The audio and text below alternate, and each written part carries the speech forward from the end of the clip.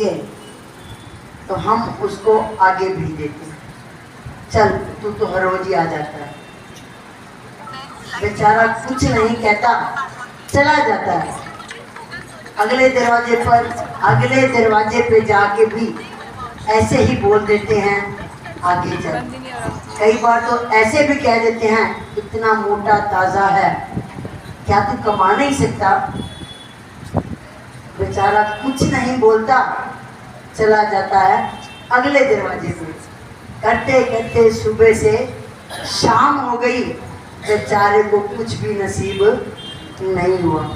अगले दिन फिर कहते हैं ना, भिखारी है तो मान कैसा, मान करेगा तो भिखारी नहीं।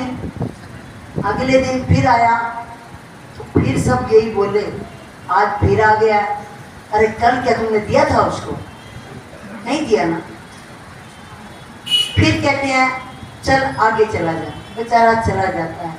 दिन बीत जाते हैं, 2 दिन 3 दिन 4 दिन, भूख से इतना ललायित हो जाता है कि उसके खाने के लिए रोटी नहीं मिलती और पेट आंतरियों के साथ चिपक जाता है। कहता है भगवान को कि हे भगवान, किसी को तो तूने कोठी दे दी, किसी को महल बना दिए, किसी को रंगले बंगले बना दिए, क्या मेरे कर्म में भर पेट रोटी भी नहीं? तो कहने लगा, रोया बहुत।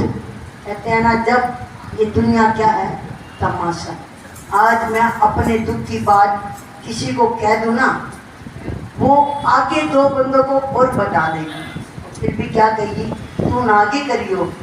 करते करते सारे जहान को पता लग जाता है कि उसकी ये बात हुई थी। एक गुरुदेव का घर ऐसा, पहले नंबर तो वो बिन बोले ही पहचान जाते हैं कि इसको कितना दुख है। वो अपने आप सारी बातें पूरी कर देते हैं, और फिर भी वो भिखारी गया गुरु के पास, कहने लगा, क्या मेरी किस्मत में भर पेट भोजन नहीं? तो कहने लगे, नहीं, तेरी किस्मत में रोटी तो है, लेकिन रोटी है गिनती की 100। कितने स्वाद तू जिएगा ये तो तुझे पता नहीं। उस ऊपर वाली डायरी में लिखा जाता है, जब हम पैदा होते हैं, पैदा होने से पहले हमारी मृत्यु का पैगाम लिखा जाता है। हम चाहे कितने मैं करते रहें, लेकिन वक्त तो आखिर आना ही आना है। पीर पैगंबर से नहीं टला तो हम किस बात की मूली है? तो कहने लगा, अच्छा मुझे ये बताओ, अगर मेरी किस्मत में 100 रोटियां हैं तो मैं 100 रोटी एक बार तो नहीं खा सकता, क्या मुझे थोड़ी थोड़ी मिलेगी? भगवान कहने लगे, नहीं, तेरी इच्छा, तू 100 रोटी आज ले ले, कल खा परसों खा, तेरी मर्जी। कहने लगा, चलो ठीक है, आप मुझे मेरे हिस्से की रोटी दे दो। अब भूखा प्यासा था, आमतौर पर तो 2 3 4 रोटी खाने की हद हो जाती है। बेचारा भूखा था कई दिनों से, उसने 10 रोटी खा ली और बाकी रोटी बच गई। कहता है, आज तो मेरा पेट भर गया, इन बची रोटियों का क्या करूं? कहता है, मेरे तरह कई और भी लोग हैं जिनको रोटी नसीब नहीं होती, तो मैं क्यों ना इन रोटियों को उन सब में बांट दूं। कल देखा जाएगा, मिलेगी रोटी तो ठीक, जीऊँगा तो रोटी मिल जाएगी, नहीं तो ये रोटी तो सबके लेखे लगा दूँ। उसने सब रोटियों को बांट दिया। अगले दिन फिर उसको रोटी मिली, कहने लगा, कल तो रोटी मिल गई थी। कहते हैं, 100 रोटियाँ तेरी हैं और 100 रोटी में मैंने 10 खाई, 90 रोटी बांट दी। जो 90 रोटी बांटी उसका डबल करके 180 रोटी हो गई। अब कहने लगे, गुरुदेव कि तू इतना दयालु है कि तुझे लालच नहीं कि मैं आज खा बैठा हूँ, कल के ऊपर आस रखूँ। तूने कल के लिए नहीं सोचा, तूने रोटी आगे बांट दी, और तू हर दिन वो ऐसे करता, उसकी भूख में 2 रोटी खाता, बाकी सारी रोटी बांट देता। करते करते बहुत बड़ा विशाल लंगर हो गया। कहते हैं ना, जब हम गुरु घर में 10 रुपये चढ़ाते हैं तो हमें 100 रुपये मिलते हैं। मिलते हैं या नहीं मिलते? आज हम जितने भी बैठे हैं, मेरे ख्याल में कोई ऐसा जीव नहीं जिसके ऊपर प्यारे महाराज जी ने कृपा ना की हो। अगर कोई ऐसा जीव है तो हाथ उठाए कि मुझे प्यारे महाराज जी ने आज तक कुछ नहीं दिया, मैं भूखा ही रह गया। कोई है क्या? जितने भी जिज्ञासु हैं, कोई ऐसा घर नहीं जिसको कुछ ना मिला हो।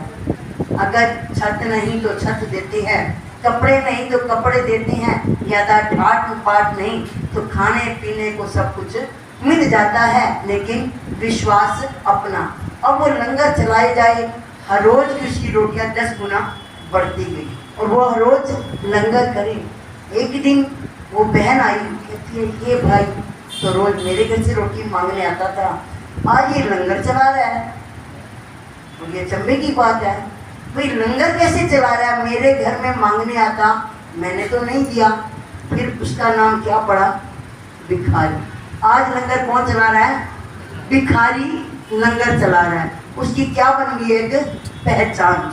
हम इतने सारे, हम सबकी भी एक पहचान होनी चाहिए कि हम कौन हैं।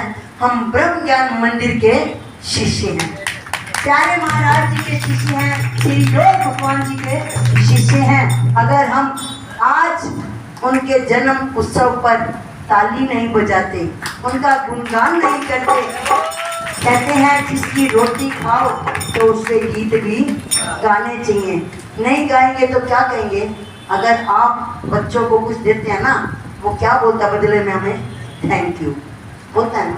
ये तो क्या जरूरत है उसको? बच्चा हमारा फर्ज है देने के लिए। ऐसा ही फर्ज गुरुदेव का होता है हम सबको देने के लिए। जब हम उनके दर पर आते हैं, नतमस्तक होते हैं, तो वो हमें भरपूर मालो माल खजाने दे देते हैं, जिनकी हमें चाहत भी नहीं होती, सोचा भी नहीं गई कि हमें इतना कुछ मिलेगा। मैं अपनी बीती सुनाऊं तो मैं कभी साइकिल चलाया करती। मेरे दोनों बच्चे